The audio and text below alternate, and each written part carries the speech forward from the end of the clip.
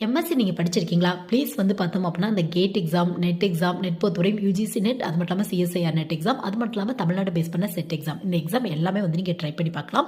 So உங்களுக்கு நிறைய benefits இருக்குது. நிறைய எம்எஸ்சி படிக்கிற ஸ்டூடெண்ட்ஸ் இந்த மாதிரியான ஃபீல்டு வந்து ட்ரை பண்ணுறதுல. ஸோ இந்த மாதிரியான எக்ஸாம்லாம் எழுதுறீங்க அப்படின்னா கொஞ்சம் டாப் லெவல் காலேஜில் எம்ஏ எம்டெக் கோர்ஸ்க்கு வந்து நீங்கள் அட்மிஷன் வாங்கலாம்.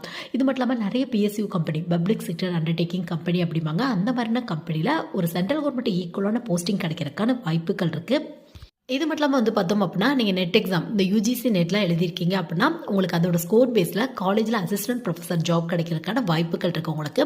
ஈவன் நீங்கள் ஒரு கவர்மெண்ட் ஆர்ட்ஸ் அண்ட் சயின்ஸ் காலேஜில் அசிஸ்டன்ட் ப்ரொஃபஸர் ஆகணும் அப்படிங்கிற ஒரு ஆசை இருக்குது அப்படின்னா கூட உங்களுக்கு வந்து டிஆர்பிலேருந்து எக்ஸாம்ஸ் வந்து கண்டக்ட் பண்ணுறாங்க. பட் இந்த எக்ஸாம் பொறுத்தவரையும் மெயினாக வந்து எதை ஃபோக்கஸ் பண்ணியிருக்கு அப்படின்னு பார்த்தோம் அப்படின்னா நெட் எக்ஸாம், செட் எக்ஸாமோட ஸ்கோர் பேஸ் பண்ணி தான் இருக்கும் உங்களுக்கு. ஸோ இந்த ஸ்கோர் பேஸ் பண்ணி இன்டர்வியூ இதெல்லாம் நடக்கும். அது பேஸில் வந்து போஸ்டிங் வந்து போடுவாங்க உங்களுக்கு.